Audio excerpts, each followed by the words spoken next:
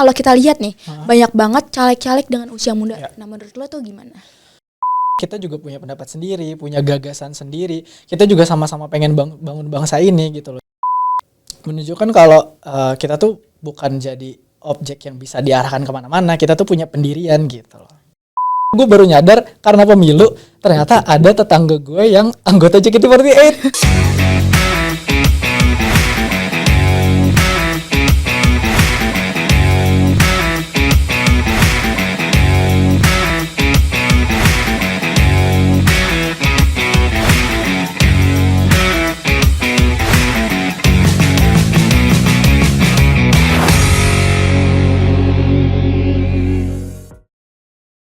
Halo teman-teman semua, balik lagi nih di podcast KPU RI Spesial Pemilih Muda. Tentunya dengan gue Roslita dari Universitas Mercu Buana.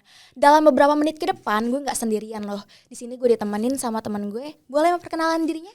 Halo teman pemilih, nama aku Diwa, aku dari Universitas Erlangga. Salam kenal. Halo Diwa, salam kenal. Oke nih Diw, jadi kesibukan lo sekarang ini apa sih? Kesibukan gue sebenarnya kan gue harusnya di Surabaya untuk kuliah. Cuma karena tanggungan matkul gue cuma tinggal 1, jadi dan sejauh ini masih online. Paling kemarin tuh UTS offline, jadi gue harus kesana dan paling bimbingan. Karena kan gue udah semester 2 ya, sudah mulai mengerjakan skripsi. Tapi skripsi gue ini gue memutuskan untuk kerjain di sini karena penelitiannya di sini juga. Jadi mungkin lebih enak kali ya kalau kita kerjain di sini di rumah dekat gitu, maksudnya aksesnya gampang. Jadi ya udah, karena emang skripsi di sini dan kuliahnya masih online, jadi better gue pulang aja. Wah, anak semester tua. Semangat ya, harus tetap waras loh. Lu juga gak sih masih semester 7? Udah semester 7? Gue semester 7. Gue juga pengen nyusun skripsi sekarang. Oh iya, semangat. Tapi lu udah sembro? Udah, alhamdulillah. Semoga kita bisa lulus tepat waktu ya. Amin. Agak pressure sih sebenarnya. Betul. Tapi aman kan sejauh ini kuliah? Alhamdulillah aman. Masih proses yang ngelakuin penelitian itu. Kan gue udah sembro juga, lu juga udah sembro kan. Jadi kan ya sebenarnya itu sih biasanya faktor-faktor penghambat kayak males gitu kan udah mulai muncul ya karena skripsi itu. Jadi ya gue jalanin aja. Kalau boleh tahu emang jurusan lo tuh apa sih, Dik? Gue ilmu politik. Wih, keren banget. Keren. Pas banget ya berarti ya. Ya semoga pas. Oke, tadi kan lo bilang lo di Surabaya ya, Dik.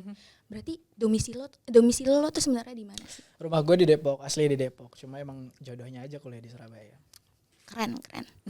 PTN ya kan? Alhamdulillah. Ilmu politik lagi. Alhamdulillah. Keren banget sih. Nah, Dio, kan kita lagi ada di KPU nih. Betul. Kan. Kalau dengar kata KPU tuh pasti yang ada di otak kita tuh pemilu gitu kan. Menurut lo, kalau lo pertama kali dengar kata pemilu, apa sih yang ada di gambaran otak lo? Pemilu itu kan sebenarnya sakral ya. Tapi sebenarnya nggak sekaku itu juga gitu loh. Maksudnya kadang orang dengar pemilu, apa sih pemilu ini? Ini berkaitan sama politik segala macam. Kadang banyak orang yang udah malas duluan gitu, kayak udahlah malas dulu segala macam. Tapi sebenarnya nggak kayak gitu kok gitu. Sebenarnya itu ya kita bisa bawa enjoy itu. Toh kita udah berapa kali pemilu sih? Dan sebenarnya bisa kita ikutin, nggak harus sekaku itu. Jadi sebenarnya pemilu menurut gue ini kan untuk menentukan masa depan bangsa juga. Toh kita yang ngejalanin bareng-bareng gitu loh. Sebenarnya nggak cuma salah satu aspek masyarakat aja, seluruh masyarakat kan juga andil gitu dalam pemilu. Jadi ya itu sih menurut gue nggak yang gimana gitu loh, nggak yang seperti orang pikirkan gitu. Setuju sih gue sama lo. Nah, tapi sebelumnya lo tuh udah pernah milih belum sih, Dio? Sebelumnya sudah, pas pemilu 2019 itu pertama kali gue milih. Tapi gimana tuh? Kira-kira lo ada hambatan gak pas di 2019 itu? Untungnya waktu itu gue masih SMA ya, lu juga pasti masih SMA dan lu pasti lu udah milih juga kan. Untungnya waktu itu gak ngasal-ngasal banget, maksudnya kayak waktu itu kan capres-cawapres itu ada 2 kalau gak salah. Terus habis itu ya ngikutin aja gimana sih mereka berkomunikasi dengan masyarakat, gimana sih selama masa kampanye, apa yang mereka sampaikan gitu-gitu. Jadi kayak termasuk partai-partainya ya, karena mereka kan pasti menyiapkan strateginya masing-masing gitu untuk menghadapi pemilu ini. Terus ya udah sempat mengikuti juga kayak kampanyenya mereka gitu-gitu, ngelihat secara langsung maupun gak langsung lewat media sosial kan. Jadi setelah gue ngeliat itu akhirnya baru bisa memutuskan gitu mana sih yang terbaik dari capres cawapres yang waktu itu ikut dalam kompetisi pemilu gitu. Nah, kalau pemilu tahun ini lo tahu dong kapan? Pemilu tahun ini pasti tahu dong, itu hari Rabu 14 Februari 2024. Nah, teman-teman pemilih jangan lupa ya catat tanggal itu. Kita datang bareng-bareng. Sakral ya. Betul. Nah, FYI nih di tanggal 14 Februari kan lo tadi ngomong ya, domisili lo itu di Depok. Betul. Ya kan. Nah, berarti itu di luar Jakarta. Berarti nanti lo bakal dapet 5 surat suara. Yang pertama tuh ada presiden, itu warnanya abu-abu Diu. Yang kedua ada DPR RI warnanya kuning. Terus ada DPD warnanya merah, sama DPRD provinsi warnanya biru, dan terakhir itu ada DPRD kabupaten atau kota yang warnanya hijau. Jadi teman-teman pemilih jangan salah pilih juga ya. Betul, bener banget. Lumayan banyak juga ya, 5 surat suara. Makanya itu kita harus tahu dan benar-benar kenal sama calon. Kadang kan juga menurut gue apa ya yang selama ini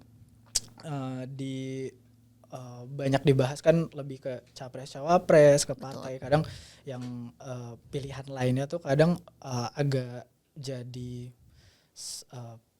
bukan pertimbangan yang utama gitu. Tapi sebenarnya karena ini kan kita memilih bareng 5 surat suara itu, nggak ada salah satu yang lebih penting atau apa, semuanya punya sama pentingnya, semua punya peran masing-masing gitu kan. Jadi kayak kita harus bisa paham gitu loh sama apa yang kita pilih, nggak cuma capres cawapresnya aja.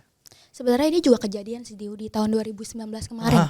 Itu banyak banget pilihan lain kayak DPR yang segala macam yang gue nggak kenal. Jadi gue asal milih aja, dan sebenarnya ini nggak boleh ya teman-teman. Jadi kita harus tahu siapa yang kita pilih. Ya, at least walaupun ya mungkin kan karena kalau misalnya capres cawapres itu kan skalanya nasional. Jadi mungkin banyak dibahas karena semua orang bisa membahas itu. Kalau misalnya kayak DPRD gitu-gitu kan ya masing-masing kota kita kan berbeda gitu kan. Nah, tapi at least sedikit banyak kita harus kenal juga gitu loh, karena itu kan pemimpin kotanya kita, penyambung lidah kita gitu loh, perwakilan dari kita gitu. Jadi itu perlu di highlight juga. Betul. Tapi nih Diu, kayak bakal banyak banget yang bakal kita omongin buat beberapa menit ke depan. Kita bakal break sebentar kali ya. Jadi buat teman-teman pemilih, saksikan terus ya di podcast KPU RI Spesial Pemilih Muda. Jangan kemana-mana.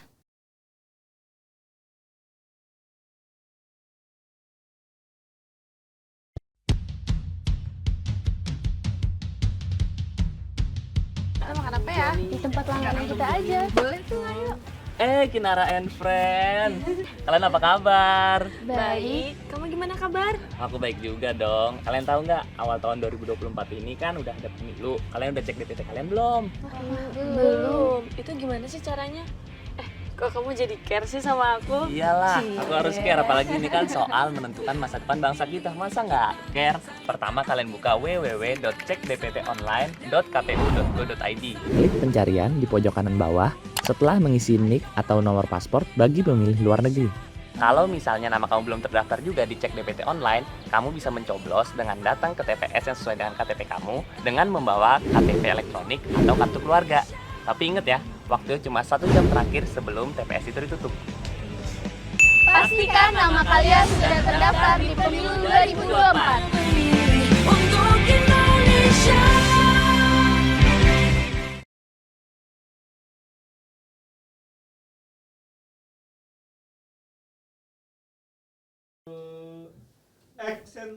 Oke Deo, kalau ngomongin masalah pemilu tahun ini, tentunya menarik banget sih menurut gue, karena kontestasi kali ini agak beda nggak sih? Terus apalagi adanya sosial media tuh. Nah, menurut lo dengan adanya sosial media ini tuh bikin para Gen Z tertarik gak sih dengan tentang isu pemilu kali ini? Iya pastinya ya, karena kan ya Gen Z mungkin pemilih pemula juga. Siapa sih yang nggak punya media sosial sekarang? Apalagi Gen Z ini kan aktif-aktif banget dengan segala kepintarannya, segala kekepoan yang mereka punya. Itu kan pasti mereka mudah banget untuk akses media sosial. Dan menurut gue dari situ mereka bisa memilih secara rasional sih. Apalagi sekarang kan dari partai politiknya itu sendiri, dari calon-calonnya sendiri, mereka kan juga aktif ya di media sosial. Jadi ngerasa itu ada kedekatan aja gitu dengan masyarakat, ada interaksi timbal balik yang mereka rasakan. Jadi itu bisa untuk setidaknya kita kenal calon ini kayak gini ya, partai politik ini kayak gini gitu sih. Lebih ke branding ya berarti. Bener-bener. Itu bener penting banget gak sih menurut lo branding tuh? Menurut gue penting, karena dari branding itu kita tahu kan positioning apa yang diambil dari si calon-calon ini dan juga partai politik ini. Jadi kayak masyarakat tahu kita kan milih sesuai hati nurani kita, sesuai apa yang kita butuhkan kan. Sebenarnya apa yang mereka sampaikan, apa yang mereka brandingan diri mereka itu menentukan ini nih dekat nih sama gue, ini nih yang cocok sama gue, ini nih yang sesuai sama gue gitu. Jadi itu penting banget menurut gue. Jadi kita tahu loh mereka itu punya ciri khas gini, apa yang mereka bawa, apa yang mereka akan gagas kayak gitu. Dengan branding juga dia bakal lebih dikenal sama masyarakat dan tentunya bisa lebih interaktif gak sih? Bener banget. Tapi yang mungkin jadi salah satu keganjilan gue juga, gue pengen nanya lo aja sih. Kayak kan akhir-akhir ini ya mereka kan sudah mulai melakukan branding itu. Tapi ada juga kan ya sebenarnya gue sendiri sih merasa terhibur, merasa yang gue balik lagi gue bilang tadi, kayak pemilu itu kan sakral, tapi sebenarnya nggak sekaku itu kok. Sebenarnya kita bisa ngikutin itu secara asyik gitu loh. Sebenarnya nggak harus yang kayak dipikir berat gitu-gitu. Tapi balik lagi banyak juga netizen yang kayak kok si misalnya capres ini atau partai politik ini kok brandingnya kayak gitu sih, kayak seakan-akan kok ini dijadiin bahan bercandaan, kok seakan-akan ini nih calon pemimpin kita kok kayak mainin ini kan sebenarnya sakral bro segala macam. Nah menurut lo itu gimana? Karena menurut gue itu fine aja sih, karena kan itu kan yang mereka lakukan itu sebenarnya sebagai bentuk pendekatan juga ke kita gitu loh. Jadi kayak kita nggak merasa ada kesenjangan aja. Nah, karena kita Gen Z nih, Dio. Kalau gue sih benar kata lo, ngerasa lebih terhibur dan ngerasa kalau pemilu tahun ini tuh nggak sekaku itu gitu. Tapi kan kita juga nggak bisa membendung persepsi masyarakat gitu. Benar. Ada yang bilang kayak, kok jadi kayak bahan bercandaan segala macam. Tapi menurut gue kalau konteksnya masih tetap di jalur ya kampanye, terus masih lurus lah gitu, ya nggak masalah sih. Nggak masalah ya. Nggak masalah. Oke. Sebenarnya ya balik lagi, kita kan nggak bisa mengontrol asumsi orang, pendapat orang, tapi ya sejauh itu mungkin tidak melanggar ya apa yang mungkin melanggar peraturan-peraturan yang mungkin sudah dibuat sama KPU juga, itu fine aja nggak sih? Fine aja. Dan malah lebih seru nggak sih? Bener. Kayak gue merasa kayak pemilu ini mungkin belum ada di masa kampanye yang intens dan segala macam, tapi sejauh ini seru kok, asik banget. Dan gue melihat dari khususnya si capres cawapres ini ya, yang mungkin banyak dibahas sama masyarakat juga, sama teman-teman pemilih, mereka nggak sekaku itu kok, mereka bisa kok dekat dengan masyarakat, bisa kok mereka jadi kita ngerasa kayak beda banget nggak sih kita sama mereka gitu. Sebenarnya enggak, mereka sama aja gitu. Betul. Jadi sebenarnya kalau buat tahun 2024 ini harapan lo buat pemilu tahun ini tuh apa sih, Dim? Pastinya pemilu ini ya semoga lancar ya pastinya. Terus juga ya dengan segala persiapan yang ada, kita kan siapin ini bareng-bareng. KPU kan gak kerja sendiri, semua elemen masyarakat pun ikut andil gitu loh dalam pemilu ini. Jadi gue harapannya kayak pemilu ini bisa jadi ajang persatuan gitu loh. Ya kita dengan pilihan yang beda, kita dengan pendapat yang beda, tapi kan toh ujungnya sama, visi misi kita sama. Pengen bangsa ini jadi lebih baik, pengen negeri ini jadi lebih maju gitu loh. Ya itu kan sebenarnya yang kita pengen, bukan ada, ya pasti ada kemauan sendiri gitu loh. Tapi kan mungkin itu banyak dirasakan sama kita juga, relate gitu loh sama apa yang digagas sama mereka. Jadi ya gue berharap ini jadi ajang persatuan aja. Terus juga ya berdasarkan pengalaman gue pribadi ya, malah justru pas di hari pemilu itu jadinya gue bisa ngobrol banyak sama tetangga gue, kayak ketemu gitu loh kan. Akhirnya karena kita sama-sama nyoblos, yang biasanya di dalam rumah, keluar pagi, pergi malam pulang, terus yang kayak nggak pernah ada interaksi, itu jadi kayak kita bisa ngobrol. jadi bisa tahu gitu loh. Oh akhirnya kita tahu kan satu sama lain kayak menurut lu gimana ini soal capres ini, soal partai politik ini, walaupun kita dengan pilihan yang beda, tapi kan itu akhirnya ya kita kan menghargai perbedaan itu. Kita menyadari kalau ada keberagaman itu, tapi kita ada di satu TPS yang sama gitu. Bahkan yang lucunya adalah waktu itu gue baru nyadar karena pemilu ternyata ada tetangga gue yang anggota JKT48. Jadi gue baru ngeh gitu loh kayak tetangga gue ada yang JKT48. Jadi kayak akhirnya teman-teman gue pada ngomongin gitu kan kayak ternyata ada ya tetangga gue yang kayak gitu. Tapi itu mereka sih yang ngomong. Kalau gue sih enggak, kan soalnya ada hati yang harus dijaga gitu. Jadi gitu maksudnya jadinya jadi karena hari pemilu itu jadi justru banyak gitu loh efek-efek lain yang justru yang kita nggak dapetin selama masa pemilu itu gitu. Jadi selain buat tujuan yang sama, ternyata pemilu tuh juga bisa ngewujudin ruang diskusi buat sendiri. Yang tadinya nggak tercipta jadi tercipta. Gitu. Betul. Jadi banyak ngobrol sama masyarakat, sama tetangga. Yang bahkan tadi lo bilang kan yang tadinya lo nggak tahu nih kalau tetangga lo JKT48. Tahu-tahu ternyata lo jadi kenal, jadi tahu gitu kan. Itu seru banget sih. Bener banget. Ya banyak sih poin plusnya. Dan juga nanti kan gue jadi petugas TPS ya. Jadi gue pengen ngerasain aja secara langsung lebih dalam gitu loh di pemilu tahun ini. Di pemilu tahun depan. Setuju sih. Kalau harapan gue mungkin ini kali ya, Dew. Semoga ya pemilu tahun ini berjalan dengan lancar dan tentunya transparansi. Itu sih yang penting. Iya benar. Karena kan kalau dosen gue bilang ini kan udah di masa digital ya, udah modern dengan banyaknya negara yang sudah memutuskan untuk melakukan e-voting dan segala macam, tapi Indonesia enggak loh, masih dengan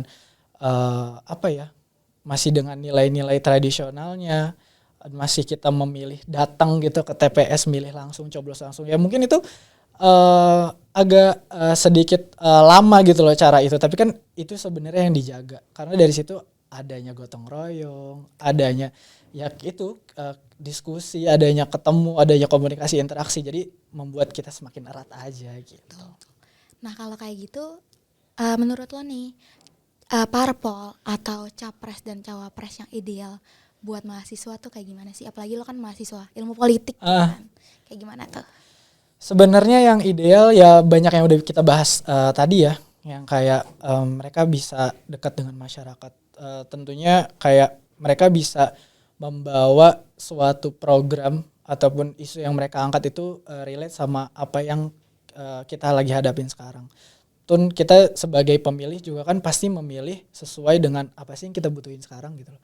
Kayak misal lu apa yang lu harapin dari bangsa ini ke depannya gitu. Entah misalnya ekonominya lebih maju, pendidikannya lebih maju dan segala macam. Nah, dari situ kita bisa lihat nih si parpol mana atau calon-calon mana yang membawa program-program itu. Jadi sebenarnya gue yakin program-program mereka yang udah gagas, ide-ide mereka semuanya itu pasti itu yang terbaik. Tapi again kita kan harus memilih ya, mana yang lebih dekat sama kita, mana yang lebih cocok sama kita, gitu aja sih sebenarnya kita. Setuju sih, setuju. Dan yang penting itu tadi nggak sih, mereka yang kerja nyata buat masyarakat. Bener. Yang realistis, yang nggak cuma sekedar janji kan. Kalau kita ngomongin tadi ya, kayak divisi misi segala macam kan banyak tuh. Dan mungkin kurang lebih sama itu tujuannya buat Indonesia. Tapi nggak jarang juga nggak sih yang mereka tuh cuman ada di mulut gitu, janji manis tapi ya nyatanya nol gitu. Jadi semoga kita bisa dapetin pemimpin yang emang beneran kerja nyata. Amin. Semoga ya itu sih. Ya kan kadang kita juga suka trust issue ya. Sama kayak janji doang, ngomong doang tapi nggak terlaksana. Sebenarnya menurut gue juga kayak ya balik lagi, apa yang sudah dijanjikan kan harusnya dilaksanakan. Dan pun sebenarnya masyarakat ini kan teman-teman pemilih sebenarnya nggak butuh banyak janji lah. Kita cuma pengen ya udah apa yang lu pengen, nggak harus banyak gitu loh. Yang penting itu bisa terselesaikan satu-satu, bisa terlaksana satu-satu gitu sih. Yang penting kita belajar aja bagaimana apa yang udah kita laluin, itu bisa kita ambil baiknya, yang buruknya kita tinggalin gitu. Pembahasannya tentunya makin seru ya, Diu. Nah, tapi kita udah nggak berasa nih, udah masuk sesi terakhir. Jadi, buat teman-teman pemilih, saksikan terus kita di podcast KPU RI. Spesial Pemilih Muda.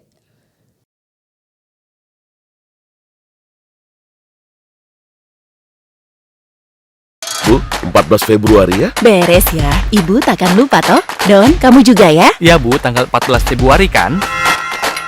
Cie, 14 Februari. Iya dong, 14 Februari aku mau milih. Ya, 14 Februari ada apa sih? 14 Februari itu saat kita memilih. Kamu juga ya, cek apakah kita sudah terdaftar sebagai pemilih di cekdptonline.kpu.go.id. Rabu 14 Februari 2024. Yuk, kita nyoblos!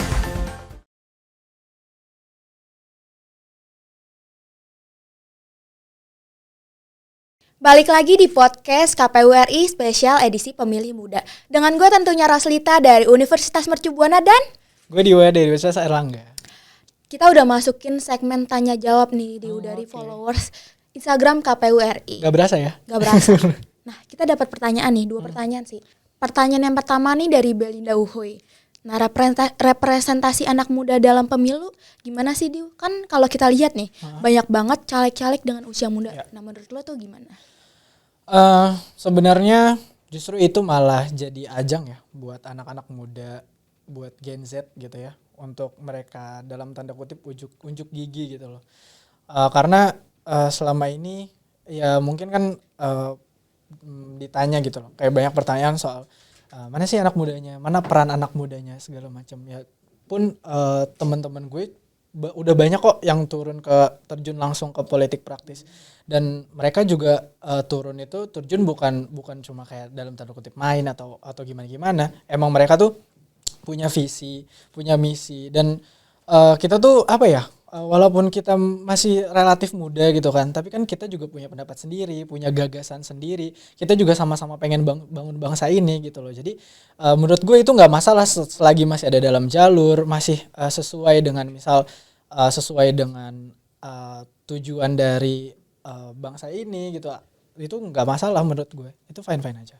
Sebenarnya juga itu merupakan suatu gambaran yang baik gak sih? Bener-bener. Artinya berarti anak muda zaman sekarang nih aware banget sama yang namanya politik. Bener ya banget, gak sih? bener banget. Itu justru bisa meningkatkan indeks demokrasi kita kan. Justru itu malah bagus gitu loh, semakin banyak.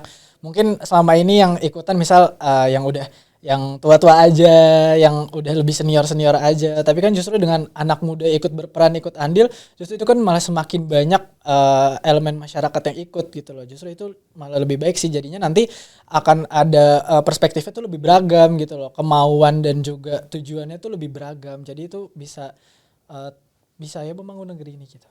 Ya, jadi intinya jadi punya warna baru gak sih Yes, pemilu tahun ini tuh? bener banget. Jadi lebih menarik. Yes, Ya jadi kan? lebih berwarna. Oke, kita lanjut ke pertanyaan nomor 2 nih, Diu, dari driver kolot. Kan 60% pemilih sekarang kan anak muda ya. Yes. Menurut lo gimana sih caranya anak muda suaranya tuh ada artinya gitu. Jadi nggak cuma dijadiin objek buat para caleg nih nyari suara. Menurut lo gimana? Ya balik lagi ya, tadi kita udah bahas juga gimana sih cara kita menentukan pemimpin kita nanti masa ke depannya. Apalagi pemilih pemula ini kan mereka bisa punya akses yang banyak gitu dengan segala kemampuan mereka dalam teknologi, kemajuan dunia yang udah modern ini gitu kan. Yang tadi gue bilang bisa melalui media sosial segala macam, itu kan mudah banget ya untuk kita dapat informasi segala macam. Toh juga anak muda zaman sekarang tuh pinter-pinter loh dengan segala kekepoannya, dengan segala kekritisannya. Mereka tuh nggak acuh tak acuh juga, mereka tuh care, aware yang lu bilang tadi kan, dengan banyaknya misal para caleg muda itu kan menunjukkan bentuk awarenya dari anak muda itu sendiri.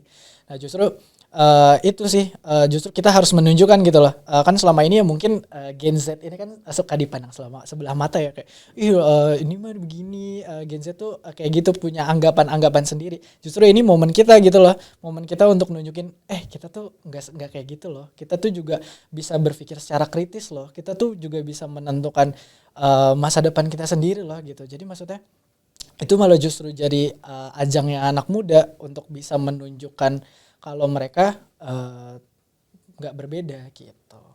Intinya sebagai generasi muda yang suaranya cukup banyak gitu kan, kita juga nggak boleh asal milih nggak sih, kita juga harus tahu siapa sih calegnya, terus calon-calon yang emang sesuai sama apa yang kita tahu. Jangan sampai kayak kita dikasih makan omongan ini ikut kayak gitu, ya nggak sih? Dan mereka yang gue lihat juga mereka justru malah dengan adanya kemajuan teknologi ini melek akan semua gitu, bahkan juga melek politik. Jadi kayak kadang gue walaupun ngobrol sama jurusan yang bukan politik gitu, kalau politik oke lah gitu, orang masih menerima kalau ya emang ini ranah kita gitu.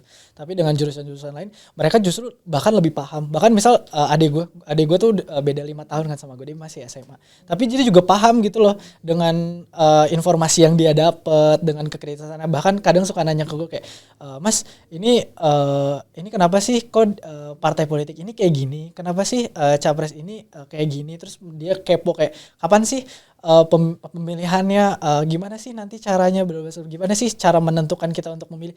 Bahkan ya itu dengan kekritisan itu mereka bisa menunjukkan kalau kita tuh bukan jadi objek yang bisa diarahkan kemana-mana, kita tuh punya pendirian gitu loh. Intinya nggak nutup mata. Betul banget. Nah kalau kayak gitu kira-kira pesan-pesan lo buat teman pemilih apa nih? Pesan-pesannya ya pastinya ini kan sudah semakin dekat dengan hari H, Rabu 14 Februari 2024. Tinggal menghitung bulan, menghitung hari. Jadi sama-sama kita ikutin prosesnya aja. Kita ikutin dengan baik. Buat teman-teman yang mungkin saat ini belum punya pilihan, masih ada waktu banget kok buat kita bisa mikir gitu loh, bisa memilih mana yang terbaik buat bangsa ini. Toh balik lagi, semua yang maju, semua yang sudah ditetapkan jadi calon, menurut gue itu udah yang terbaik gitu loh. Tinggal gimana kita milihnya berdasarkan hati kita, berdasarkan kebutuhan kita. Yang tadi, kebutuhan lo apa sih? Misal kayak kebutuhan teman-teman memilih, infrastruktur di kota gue kok belum maju ya, masih gue misalnya masih berangkat ke sekolah, masih harus jauh, jalan kaki, aksesnya susah. Nah mungkin bisa teman-teman pilih para calon-calon ini yang memang menggagas dan punya ide akan fokus ke infrastruktur. Atau misal teman-teman yang sulit mendapatkan akses pendidikan, atau mungkin sulit dalam mendapatkan kesehatan, misal rumah sakit yang belum memadai, alat-alatnya. Kadang kan itu semua balik lagi terpusat dalam satu kota-kota besar gitu kan.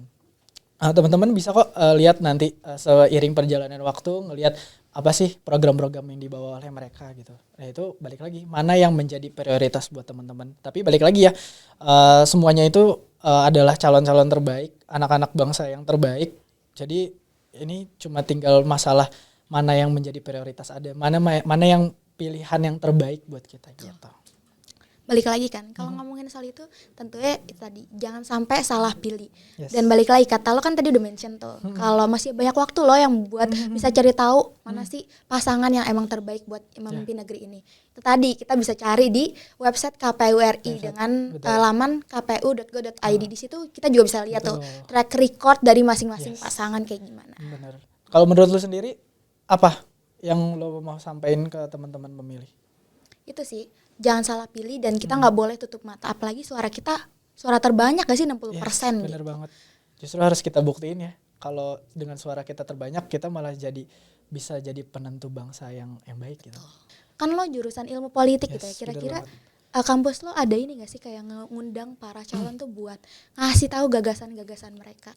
Ya ada kok, jadi kan gue di Universitas Airlangga, nanti ada di tanggal 22 lusa ya, 22 sampai 24 November 2023, itu tempatnya di Airlangga Convention Center di kampus C. Itu nanti akan ada 3 pasangan capres cawapres yang akan menyampaikan ide gagasannya. Ya mungkin nggak dalam satu hari ya, karena itu kan ada 3 hari dan kemungkinan mereka akan punya waktu sendiri-sendiri gitu. Nah mungkin teman-teman pemilih yang tadinya masih bingung dengan pilihannya, yang masih menimbang-nimbang mana sih yang terbaik, itu boleh banget ditonton, ada di salah satu stasiun televisi, dan juga nanti mungkin banyaklah informasi tentang itu, jadi teman-teman akan mudah bisa mengakses itu.